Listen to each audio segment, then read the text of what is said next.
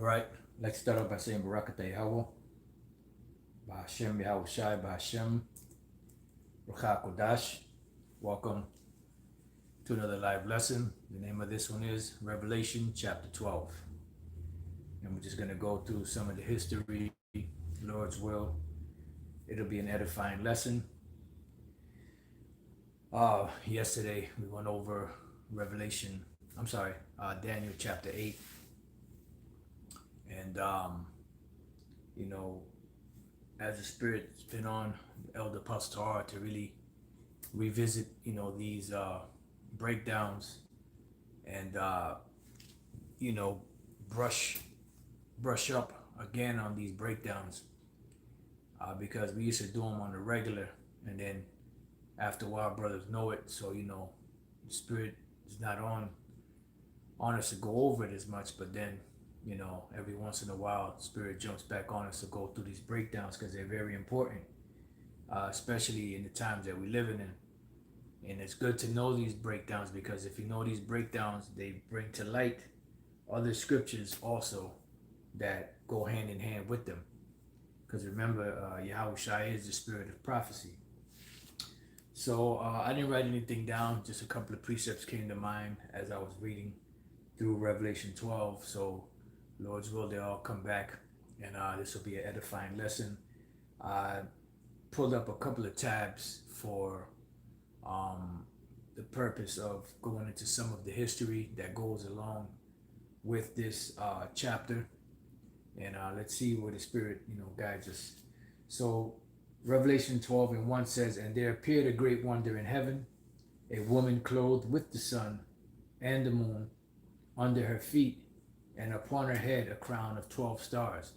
Now the Roman Catholic Church teaches that this is Mary. This is not Mary. This is dealing, and this is why they depict Mary first as a so-called white woman, and then they depict her with a crown on her head, because they're trying to justify it with Revelation 12, whether it be the Virgen Guadalupe or whether it be that Edomite-looking Mary. And the reason why they do that, put the crown on her head, because that is a pagan way of using the scriptures to try to justify the worship of the Queen of Heaven, but making it seem as if it's the worship of the scriptures. And there was a woman that came to Yahawashi in the book of Luke, and she told him, "Blessed are the paps that you sucked in the womb that gave birth to you." But what did he say? "Blessed are they that know the will of the Father and do it," or something along those lines.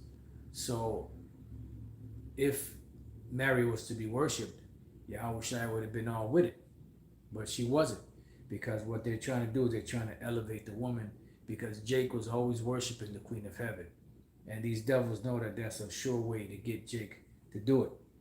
So the woman is a representation of the nation of Israel. When you go to the book of Jeremiah 6, it speaks about the Israelites being, compared to a comely and delicate woman.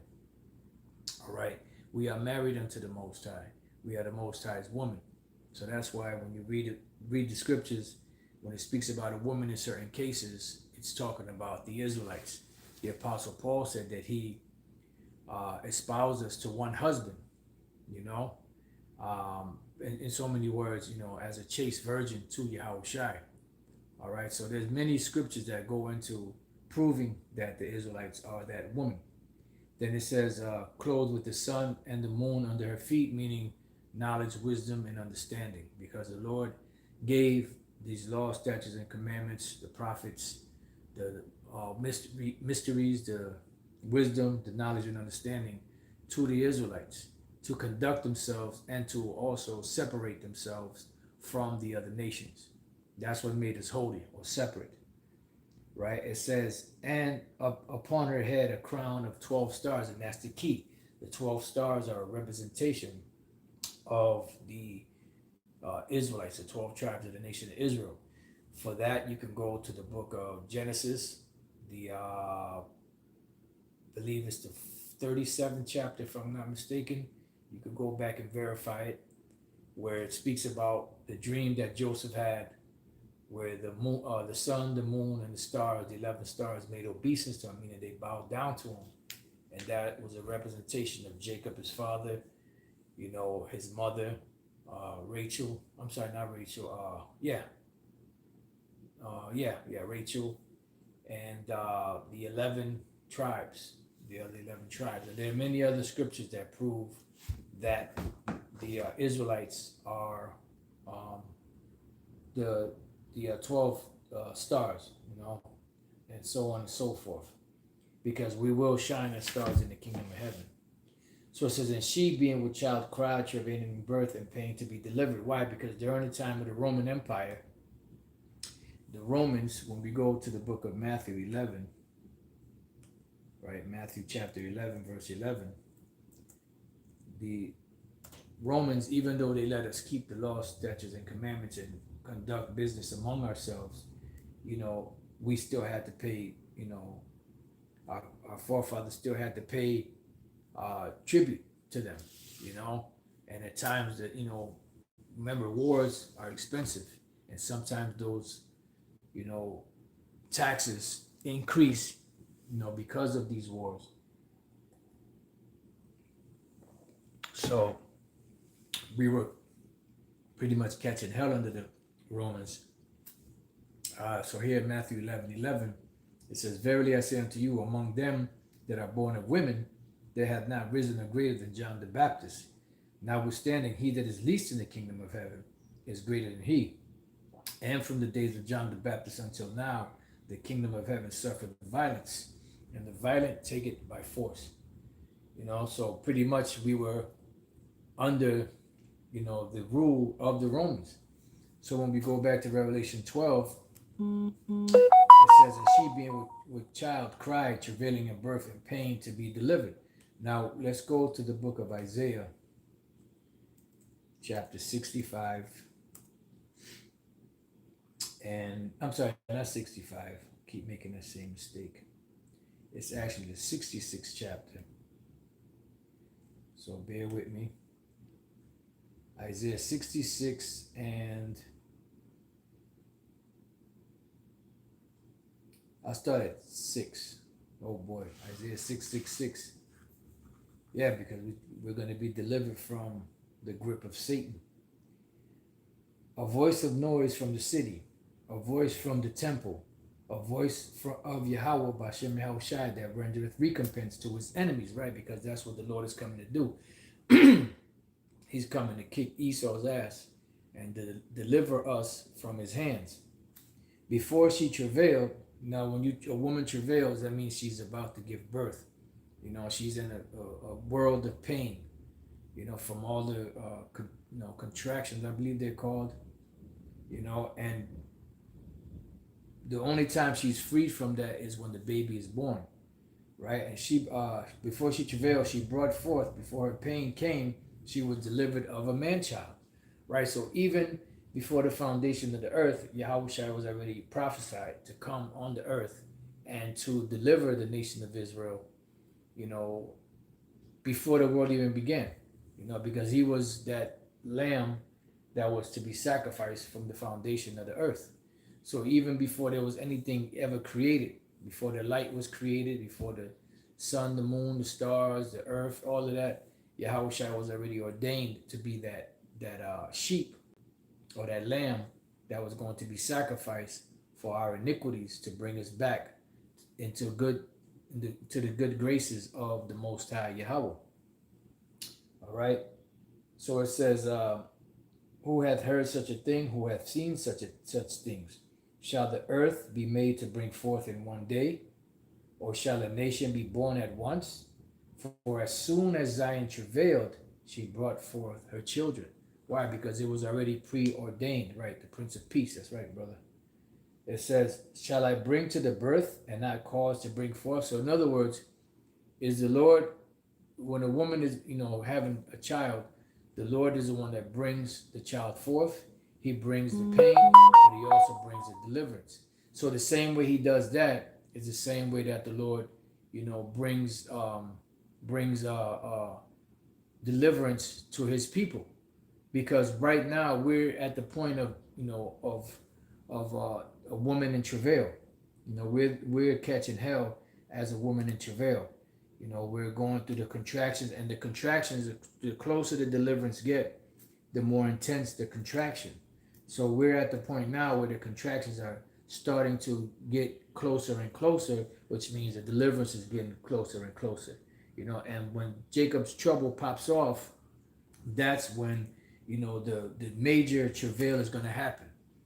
And at that time, that's when the Lord is going to send Michael to deliver, you know, the Israelites, of the elect, to be delivered from, you know, the clutches of Satan, those devils. So this is 1 Thessalonians 5:3. For when they shall say peace and safety, then sudden destruction cometh upon them. Meaning when they're about to fully implement this New World Order agenda, the Lord is going to bring the destruction upon them suddenly. It says, as travail upon a woman with child, and they shall not escape. So in other words, the same time they're establishing the New World Order, they're going to be persecuting the nation of Israel, and we're going to be delivered from these devils, and the Lord is going to destroy them. All right? So now let's go back to Isaiah, that was 66. Let's read it again, 66:9. Shall I bring to the birth and not cause to bring forth, saith the Lord Yahawah. Shall I cause to bring forth and shut the womb, saith thy power? You know, and the answer to that is no, because the Lord said he would deliver us. You know, that's why he said he will send Michael the archangel before the great and terrible day of the Lord. You know, I'm just merely paraphrasing, you know, which is actually, Salaki, I mixed two scriptures together that was dealing with Elijah the prophet. The one in Daniel 12 is dealing with Michael, the archangel, you know, to deliver us during this time of trouble, such as was not since there was a nation, you know, on the planet. So going back to Revelation 12:2, and she being with child, travailing in birth and pain to be delivered, cried, travailing in birth and pain to be delivered. Now we go into the third verse. We got those two verses. And there appeared another wonder in heaven, and behold, a great red dragon having 7 heads and 10 horns and 7 crowns upon his heads. Now, what does that represent? That represents the whole power structure of Esau. From the moment that Esau was established during the Greeks, that's the time when the wicked started to rule. That's the time when the earth was given into the hand of the wicked. You know, as we read in Job, the 9th chapter.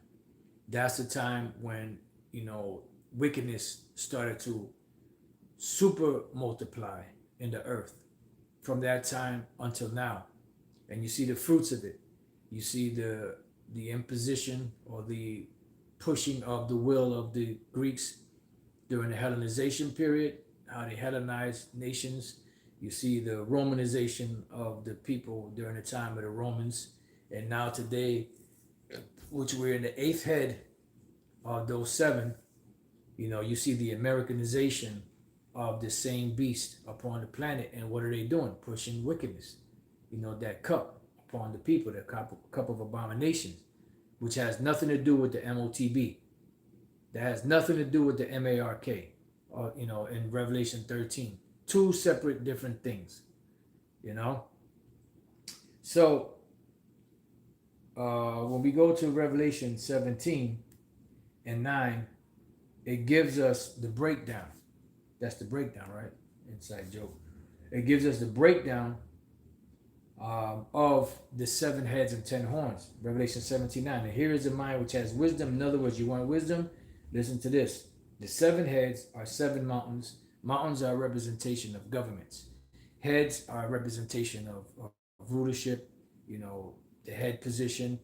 The mountains are a representation of governments. When you deal with the G7, G8, you know, they keep changing it. You know, they called it, when they meet, all these top governments meet, they call it what? The G7 or G8 summit. Now it's G7 because I believe they removed Russia out of it. So the G7 now is a meeting of these different top leaders of these governments, and they call it what? Summit. And what is that? What is a summit? A summit, when you look it up, SUMMIT, is the top of a mountain. you know, because these are the heads or representation of those top governments. All right, and that's where, you know, they get the term summit from the top of the mountain. So this is the seven heads, the seven mountains, because there are seven major governments, and these seven major governments are red governments. In other words, they are run by Edomites. And when you go back into the history, you had the Greeks, the Romans, the French, the Germania Major, Germania Minor. You had Spain, you know, which I messed the order up, and then you had Britain. So let's go over that again. You had the Greeks, the Romans, the Spanish, the French. You had Germania Major, Germania Minor, and the British. And out of those seven came the eighth, because she came out of all seven of them, which is America, which is the eighth head. All right? So it says, and there are seven kings, which means seven rulers. Not speaking about seven actual kings, it just represents rulership. Five are fallen, because during the time when John was having this vision, you had a lot of nations back then that were subjugated under the Roman Empire. And the five that were fallen were the Greeks. Now, we know what? We've gone over that, you know, in the interest of time. Let's just move on. So there was five that were fallen, and the one that was the Roman Empire at the time, and the other is not yet come, because the other that was not yet come was dealing with the British Empire. And when he cometh, he must continue a short space, because they had power over the earth at one time. Then America came and removed them out of the way. You know, and the beast that was and is not, even he is the eighth, which is America, and is of the seven, and goeth into perdition, because America from its inception was set up to be destroyed. You know, as soon as Esau took it over, that began the beginning of their end. So going back to Revelation 12, you know, and there appeared another wonder in heaven, and behold, a great red dragon, and this is why they call it red, because red is synonymous with Esau. You know, red is synonymous with Esau. All right?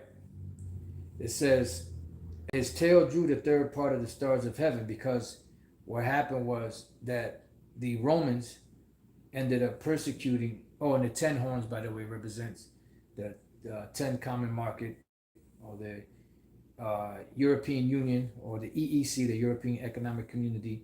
They started off 6-member nations, and eventually it grew to 12, or 10 when you break it down. And that's that. So it says, there appeared another wonder in, so like I just read that, and his tail drew the third part of the stars of heaven. That's dealing with the empire. All right? And the star represents the nation of Israel. Come on, man. The nation of Israel, okay? And his tail drew the third part of the stars of heaven. So the third part of the stars of heaven is a representation of the main 3 tribes that were in the land of Israel at the time, which was the southern kingdom, because remember, there was a split, Judah, Benjamin, and Levi. All right?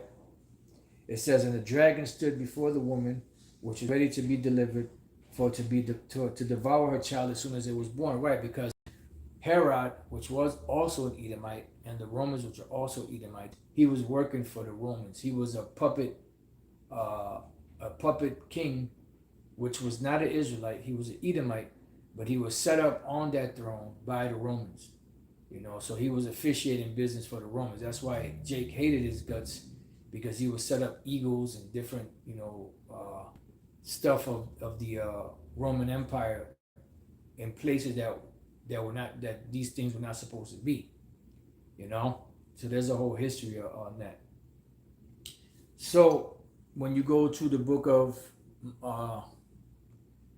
let's go real quick to the book of Matthew, chapter 2. And the wise men came to him, and they asked him, where is the child that was going to be born, that's going to be the king of Israel? And he got nervous, right? Matthew 2:1, try to read it a little quick. Now when Yahawashi was born in Bethlehem of Judea in the days of Herod the king, behold, there came wise men from the east to Jerusalem, saying, where is he that is born king of the Jews? For we have seen his star in the east, and are come to worship him. When Herod the king heard these things, he was troubled, and all Jerusalem with him, right? Because you had those Sambos back then that were officiating business for Herod, and they were riding with him because he had power, and because they wanted that power and money from the Romans. And when he had gathered all the chief priests and scribes and people together, he demanded of them where Yahawashi should be born, and they said unto him, in Bethlehem of Judea, for thus it is written by the prophets, and thou, Bethlehem, in the land of Judah, are not the least among the princes of Judah, for out of thee shall come a governor that shall rule my people Israel. All right. Then Herod, when he had privily called the wise men, inquired of them diligently what time the star appeared, and he sent them to Bethlehem and said, go and search diligently for the young child, and when he have found him, bring me word again, that I may come and worship him also. And when they went, they pretty much, the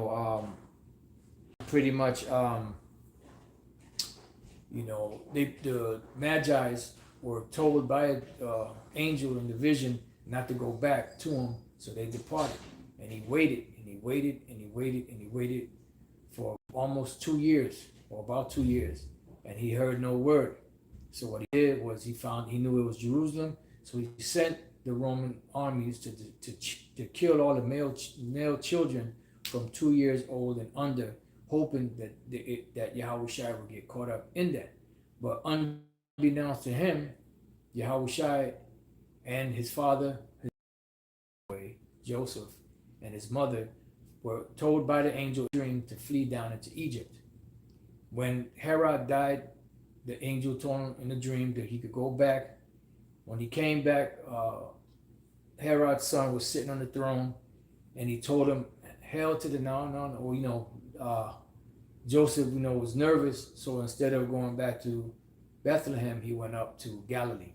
That's how he was the Lord, because that created a conflict, because now he grew up there in Galilee as a child, and they thought that region, and they didn't know that he was born in Bethlehem, but that was to throw off, the wicked Pharisees. Let's see.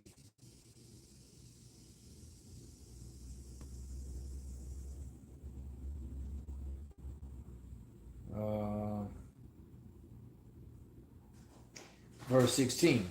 Then Herod, when he saw he was mocked of the wise men, was exceeding wroth, and sent forth and slew all the children that were in Bethlehem and in all the coast thereof, from 2 years old and under, according to the time which he had diligently inquired of the wise men. Then was fulfilled that which was spoken by Jeremy the prophet, saying, in Ramah was there a voice heard, lamentation in mourning, Rachel weeping for her children, and would not be comforted, because they are not. All right, so that's what happened, and that was a prophecy that the children would be persecuted, So that goes in back. We go back to Revelation of 12th chapter.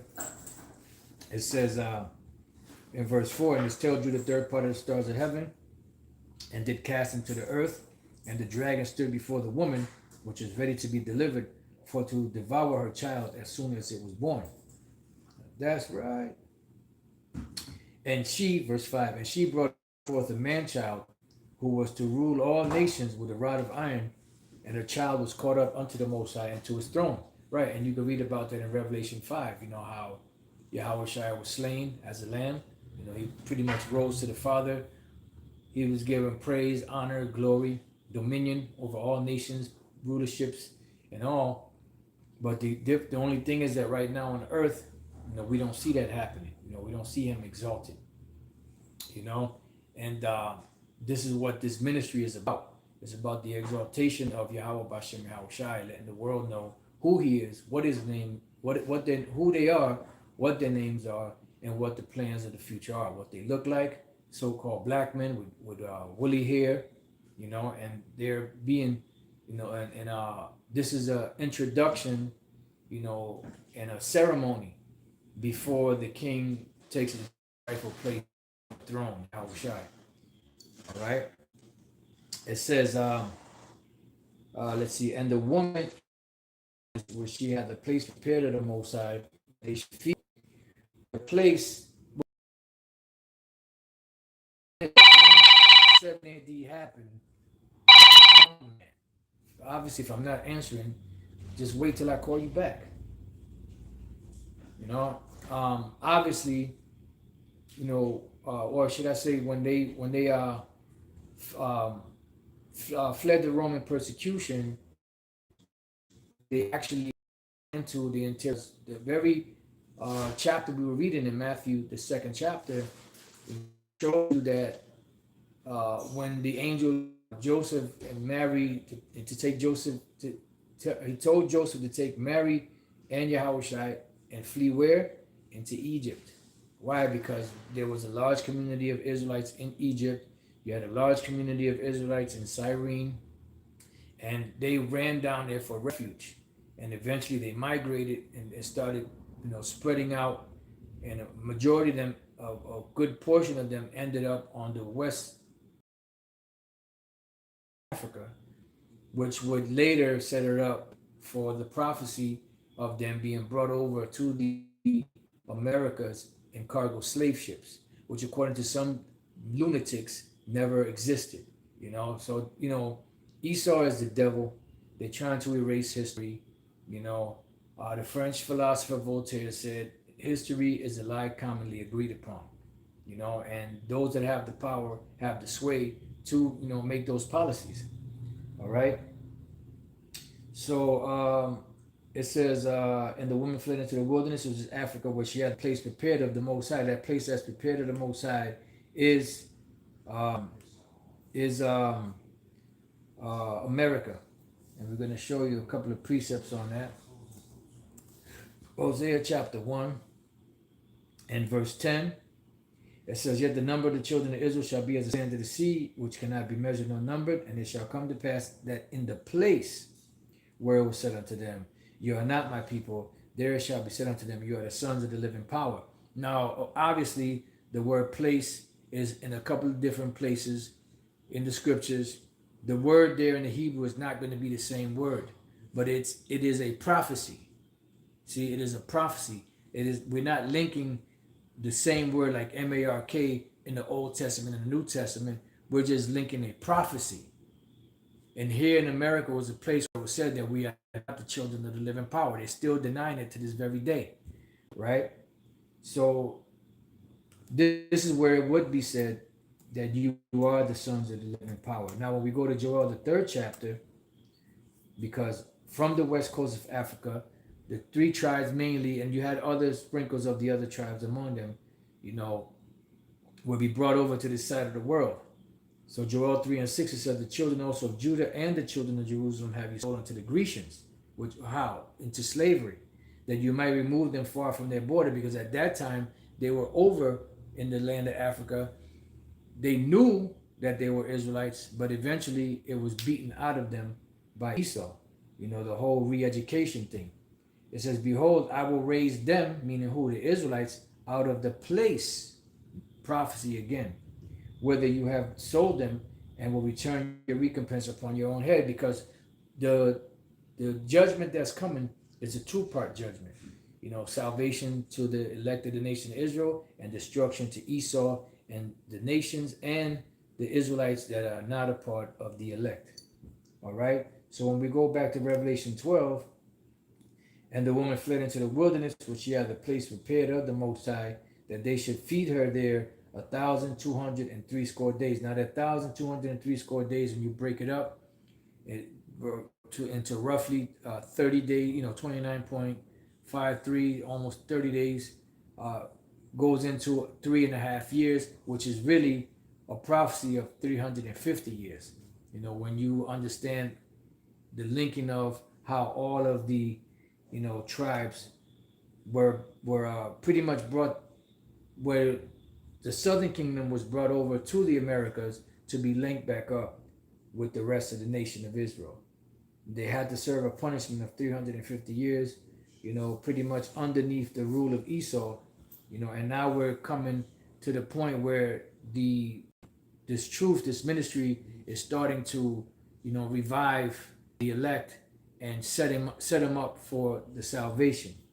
All right. Now, when we go to Revelation chapter 11, right, in verse 8, it says, "And their dead bodies shall lie in the street of the great city," meaning dead bodies, meaning what? Meaning dead to who they are.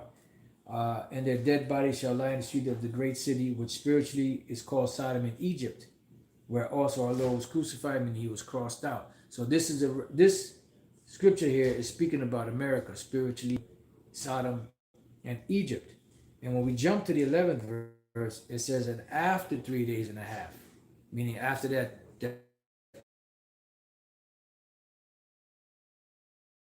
is 42 months, break down to the same thing.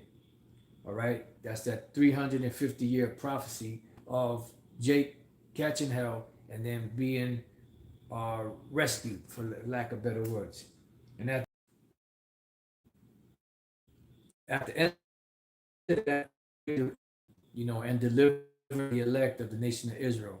I'm starting to have buffering issues. So if that continues on, I may stop it and then come back and do a part 2 to this. Let's see what happens. And there was war in heaven, Michael. You know what?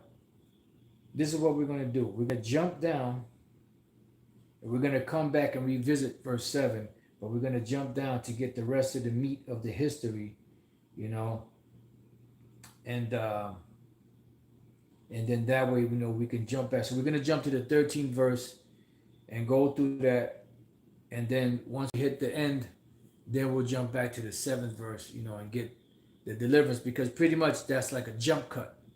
It's like you're watching a movie and they're showing you the beginning of the movie, they're showing you the ending of the movie, but in the midst of it, you're getting glimpses of the end of the movie. But then they'll go back, 10 years or 20 years or 30 years before, and then they'll build up the storyline. So Revelation 12 and 13, it says, "And when the dragon saw that he was cast unto the earth, he persecuted the woman which brought forth the man-child," right? And that's when the Roman Empire, beginning with, of course, Herod, which was a part of that, he persecuted the nation of Israel by trying to destroy Yahawashi. But the Roman Empire really were the ones that brought that onslaught, because when you go into the history, you had a great revolt, and you had in 66 AD, the fall of 66 AD, you had the zealots, that kicked out the Romans and established, what they call like a rebel government among Israel. And that began in the fall of 66 AD, somewhere like in the end of August into September, something like that. All right.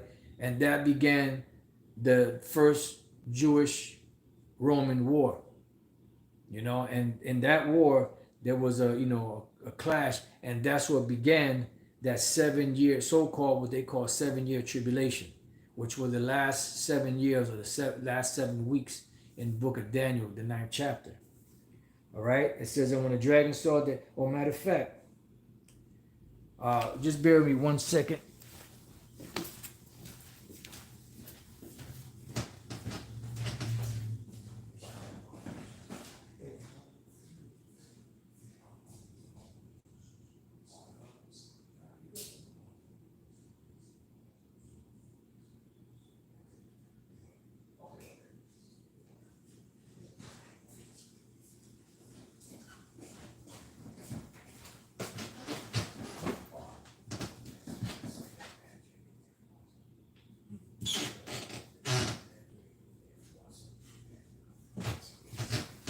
Yeah, so it's Elder Demashapat, he's coming to join us. I got the camera. You can sit wherever you want, my brother. You want to sit here, whatever. All right, so pretty much we're going to read right now. We're going to Revelation 12. So I got right now the history on the first Jewish revolt, AD 66 through 70. Jewish rebellion against the Roman rule in Judea. The first Jewish revolt was the result of a long series of clashes in which small groups of Jews offered sporadic resistance to the Romans, who in turn responded with severe countermeasure. In the fall of AD 66, the Jews combined in revolt expelled the Romans from Jerusalem and overwhelmed in the pass of Beth Horon a Roman punitive force under Gallus, the imperial legate in Syria. A revolutionary government was then set up and extended its influence throughout the whole country. Vespasian was dispatched by the Roman Emperor Nero, because it began that last 7 years began during the time of Nero, to crush the rebellion. He was joined by Titus, and together the Roman armies entered Galilee, where the historian Josephus headed the Jewish forces, because he was against the Romans. Josephus' army was confronted by that of Vespasian and fled. After the fall of the fortress, Josephus gave himself up. Forces swept the country. On the 9th of the month of Av, August 29 in AD 70, Jerusalem fell, the temple was burned, and the Jewish state collapsed, although the fortress of Masada was not conquered by the Roman general Flavius Silva until April 73. Right, so you figure fall of 66 into 67, that's 1, 68, 69, 70, 71, 72, 73. When you get to 73 in April, that's a little less than 7 years. That was their last 7-year, period in the book of Daniel, the 9th chapter, in the 27th verse, which also plays into Revelation, the 12th chapter that we're reading. So now going back to Revelation, matter of fact, AD, and Jerusalem in 7 AD, on the 9th of the month of Av, August 29, in AD 70, Jerusalem fell. All right, so that was, the midst of the week. The 70 AD represented the middle of that week, in the prophecy. Then, another way to do that. What month did it fall? It says giant siege tower was a battering ram was constructed and moved laboriously, however you want to say it, up the completed ramp, while the Roman assaulted the wall, discharging a volley of blazing torches against a wall of timber, allowing the Romans to finally breach the wall of the fortress on April 1873 CE. So that was in April. All right, so from 66 AD to 73, that was almost a 7-year period. All right, so with that being said, let's go to Revelation 12 and 13 now, if you want to read that. John, Revelations 12 and 13. And when the dragon saw that, he was cast in. Because this is prophecy. Okay?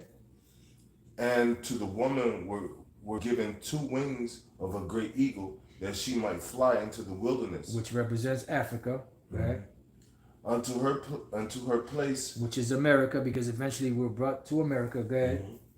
Where she is nourished for a time and a half a time from the face of the serpent. Right, and that time and half a time is the same as the 1,260 days, the 42 months, and the 3.5 years, which represents the 350 years of prophecy that happened when Jake, the southern kingdom, was brought over here to the Americas and suffered captivity under Esau. And it just so happens that at the very end of that 350 years is when the ministry that we're teaching now was taking place, 1969 to 1970. That's when the truth really started to come into power, but it was as a mustard seed back then. It started going. And if you have anything to say in that on, you can at any time. That also. When I did research on that the first, when this first slave ship landed in America, it was exactly 350 years before the first Israeli School of Universal Practical Knowledge was raised up in New York. Beautiful. Check that out. That Esau started falling. His country started falling. That's when they so-called set the first man up to the moon, which they didn't. But from that point on, America started to dwindle and fall, financially and morally and so on and so forth. You got it, brother. Verse 15. Yep. And the serpent cast out of his mouth water as a flood after the woman, that he might cause her to be carried away of the flood. Right, and that flood is a representation of those Roman armies. So we're going to get a couple of precepts to prove that. This is the book of Luke, the 19th chapter, and just bear with me when I get the verse. I believe it's like 43. Let me go up. Starts at 41. You want to grab it? Or you? No, I got you. I was trying to look up another scripture too. Oh, no, go ahead. Do your thing. Luke 19:41. And when he was come near, he beheld the city. Is dealing with Yahawashi and wept over it. Why? Because he actually saw. Remember, the scriptures say that Yahawashi is the spirit of prophecy. You know, he is a prophet. He's the son of the Most High. You know, he's a high priest. He's a prophet, so on and so forth. And he saw the destruction of Jerusalem in 70 AD, and he was telling them that if you knew, what really belonged to your peace, and to your children, you would have, wept too, but he said, now it is hidden from thine eyes. Wow, that's heavy. So it says, saying, if thou hadst known, even thou at least in this thy day, the things which belong to thy peace, but now they are hid from thine eyes. For the day shall come upon thee that thine enemy shall cast a trench about thee, and compass thee round, and keep thee in on every side. This is dealing with the flood of the troops of the Romans, and shall lay in the Matthew 24. It says, when you shall see Jerusalem compassed with armies. That's that trench, that troop. And shall lay thee even with the ground, and thy children within thee, and they shall not leave in thee one stone upon another, because thou knewest not the time of thy visitation. You have something, Dimash? Well, because if not, I got another precept. No, we can get what you got, because I was going to go into that what we just went over about the three. Okay, yeah. I mean, 3.5 years. We could still do that. Let me just read this real quick. Okay, come. Luke 21:20. It says, and when you shall see Jerusalem compassed with armies, then know that the desolation thereof is nigh. And let them which are in Judea flee to the mountains. And let them which are, and that's why they went to Masada. And let them which are in the midst of it depart out. And some of them fled into the interiors of Africa. Others ran, to other places where they lived, up in Asia Minor, India, those places where they were coming from. And let not them that are in the countries enter therein too. For these be the days of vengeance, that all things which are written might be fulfilled. But woe unto them that are with child, and to them that give suck in those days, for there shall be great distress in the land, and wrath upon this people, and they shall fall by the edge of the sword, and shall be led away captive into all nations, and Jerusalem shall be trodden down of the Gentiles until the time of the Gentiles be fulfilled, which we're coming to that time right now. Mm-hmm. And that land, Jerusalem, is still inhabited by heathens. You have something? John, this is Revelations 11:8. I don't know if you read in the 11th chapter any. I read a little bit, but I didn't read that part. Yeah, this is Revelation 11:8, because this reference to Revelations 12:14. It says where it says a time and a half a time, which represented 3.5 years. So like 350 years. This is Revelations 11:8. It says, and their dead bodies shall lie in the street of the great city, which spiritually is called Sodom and Egypt, where also our Lord was crucified. And we know that's talking about America. Because why? America took on the ways of Sodom and Egypt. America took on the representations and certain deities of Sodom and Egypt. It says, where also our Lord was crucified. How was he crucified in America? His image was changed. His image was changed to the image of Esau, man. Yep. So that's a false image. So that's killing the real image of Yahawah Shai. that's taking away the hope from his people. Yeah, crucified. Like you said. Yep. That's giving his people a false hope too, man, and making them hope in the so-called white man. It says they do it to this day too. Come. It says, in day of the people and kindreds and tongue and nations shall see their dead bodies 3 days and a half, and shall not suffer their dead bodies to be put in graves. Dead bodies really represents our people being in a dead state of mind, man. Our people not having the truth. Our people not having a real understanding of who they are. You know what I'm saying? When you don't know who you are and what your purpose is in life, living your life is about purpose. When your purpose is taken away, you're pretty much dead. Yep. You're pretty much, a dead man walking. Yes, sir. He that wanders out of the way of understanding shall remain in the congregation of the dead. Yes, sir. It says, and they that dwell upon earth shall rejoice over them and make merry. Obviously, they see us in a lower state, and they marvel like these are the sons of God. Look at the state they're in. Hey, the Lord is with us. The Lord is not with them anymore. So they pretty much rejoice over us being in this dead state. It says, and shall send gifts one to another, because these two prophets tormented them. Because these two prophets tormented them that dwelt on the earth. Representing the northern and the southern kingdom. But it's and they did send gifts. They sent actual body parts to one another. Gifts of our mutilation. You have slaves. It says, and after 3 days and a half, the spirit of life from Yahawah entered into them, and they stood up on their feet, and great fear fell upon them which saw them. And I did a lesson on this a while back. The first slave ship landed in America 350 years before the first Israeli school of universal practical knowledge opened. It was exactly 350 years.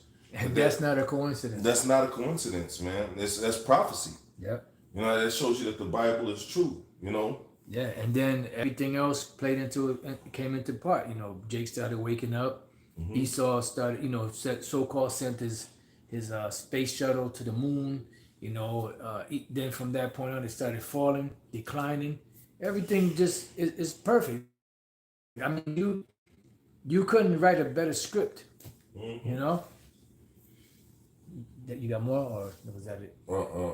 It says, and that's pretty much it. And they saw them and stood great fear, and a great fear fell upon them which saw them. Right, and you see that happening right now. And all we doing is teaching the Bible. The Lord ain't even give us any power yet. Of course, his name, his son's name, if thou canst tell, and the truth. It's just a message right now. But this message is going to be enforced by Yahawah. And they're nervous about that. And we ain't even do nothing yet. You know what I'm saying? The Lord ain't even give us any power, to do anything. Because the Lord is going to take you out. We ain't going to do nothing. The slain of the Lord shall be many. The Lord is going to take vengeance upon you. We want vengeance, but the Lord wants vengeance. Come on, that's right. So let's go back to Revelation 12 and 15. And if we don't get a chance to get the verse down, that's talking about the end when Yahawashi, Michael, and the angels are going to fight against Esau in the air and take them down. Lord's will I could do a separate lesson on that. Let's go, champ. Revelations 12 and 15. And the serpent cast out of his mouth water as a flood after the woman, that he might cause her to be carried away of the flood. Right, and the same thing you see happen in 7 AD is going to be the same thing that's going to happen now, but more intense, more major, which is going to be known today as a time of Jacob's trouble. You got it? And the earth helped the woman because she fled into the interiors of Africa and other parts from that Roman persecution. Go ahead. And the earth opened her mouth and swallowed up the flood which the dragon cast out of his mouth. Right, because the armies couldn't, they were concentrated in Jerusalem. They weren't able to get all Israel because the Lord caused them to flee, because the ones that fled, that was going to be for a future prophecy. You got it? It says, and the dragon was wroth with the woman and went to make war with the remnant of her seed. That was back then, 70 AD, and it also is a representation of now. Because matter of fact, before we read on, let's go to the Apocrypha. Let me get Second Ezra. Matter of fact, let me do it this way. This thing is nifty, man.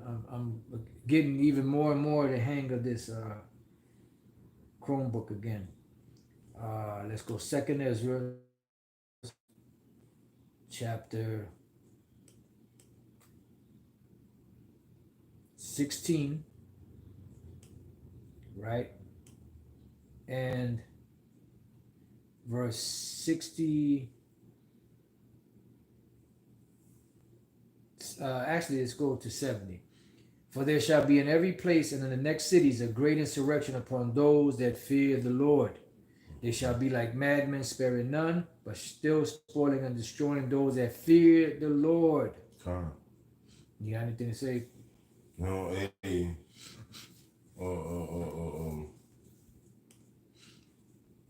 Yeah, man, because this is going to be very intense. The time of Jacob's trouble is going to be nothing to play with. The time of Jacob's trouble is going to be vicious. And we're warning you, just like Yahawashi warned Jake back then, before 70 AD happened. 30 plus years, before it happened. And that kind of correlates to the reason why the apostles have been pushing. Look, brothers, look, try to get your affairs in order. Try to get in better health. Yep. Because we don't know. We have an idea of what this devil's going to do. He's been releasing diseases. Eventually he's going to just send in his mercenaries. So, the scriptures say, get you ready to the battle. You know what I'm saying? If he's talking about, they're talking about what, disease X or some new pandemic coming out. What do? You fortify your immune system, pray to the Lord, anoint yourself more, That's it. And try to keep it more as spiritual as possible, man, while you wait for whatever this man is the Lord is going to allow this man to do. That's right. But it's beautiful how the Spirit always warns ahead of time, always warns the congregation, what they should be doing, But what does the scripture say? Let he that have an ear, let him hear what the Spirit is saying to the churches. Just be spiritual. Everything that's coming out right now through the man of the Lord, man, is inspired by the Holy Spirit. So what's being put out there, take heed. That's it. Yep. Before it's too late. So on that. Okay, so let's go back to 12. And then we'll end it there because like I said, Lord's will, I could do a separate lesson on the 7th verse down. It says, and the dragon was wroth with the woman and went to make war with the remnant of her seed, which keep the commandments of Yahawashi and have the testimony of Yahawashi and Mashiach. Right, and you were going to say something? No. Right, and it's heavy because it said we make war with the remnant of her seed, because that's what's going to be delivered, a remnant, which are, the ones that fear the Lord. They're going to try to, come and destroy the elect. That's why in Revelation chapter 2, right, and they're not going to be able to destroy the elect. Revelation 2:10, it says, fear none of those things which thou shalt suffer. Behold, the devil shall cast some of you into prison, that you may be tried. Why? Because there's going to be a great insurrection upon those that fear the Lord. And you shall have tribulation 10 days, meaning a certain amount of time.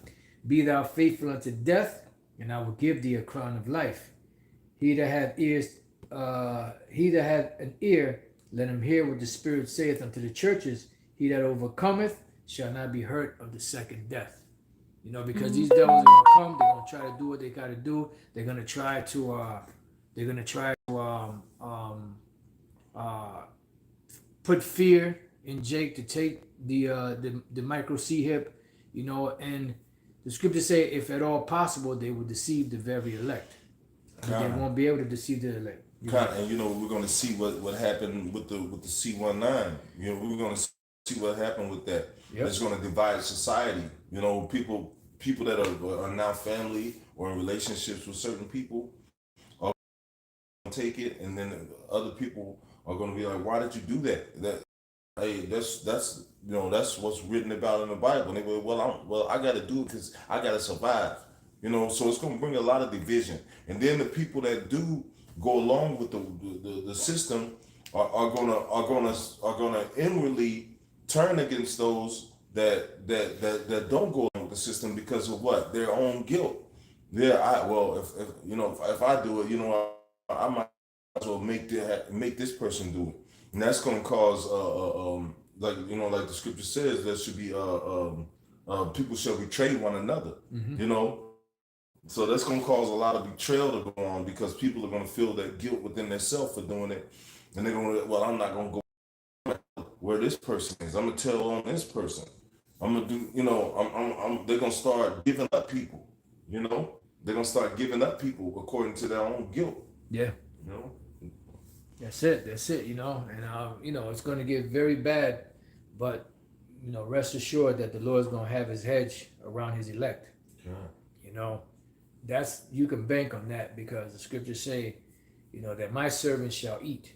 This is why Yahawashi said, blessed is that servant whom the Lord, when he comes, so find doing. Doing what? The work. I get a scripture. Bring it out. Bring it out. Isaiah 59:19.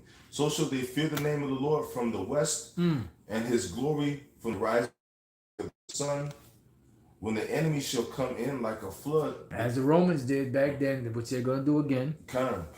It says, the Spirit of the Lord shall lift up a standard against him. Right. So whatever is going to happen, you know, what these devils are going to bring, the Lord is going to make something happen where he's going to make this heavy, super spiritual intervention, keep the devil at bay.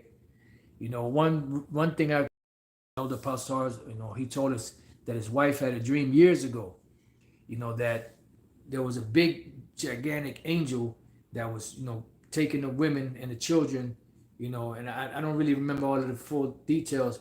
And I remember that he said that the angel was behind them, you know, behind the women and children. And he had like this, I believe he said it was like a force field behind him where nothing can harm, you know, the women and children, you know? So, hey, beautiful. You have any closing words? No, man, that's pretty much it, you know. Hey, just, you know, hold fast to that which is good, man, and, you know, stay spiritual in these times, you know. That's it. Listen to what the Spirit is saying and make the necessary adjustments, you know. So you can be protected. So you know, so that your obedience won't be overlooked. That's it. You know, that's pretty much it. All right. So with that, we're gonna say, call Halal, Yahawah, Bashem, Yahawashi. You know, I pray that this lesson was edifying, that you brothers and sisters were edified. Until the next time we say, Shalom. Shalom.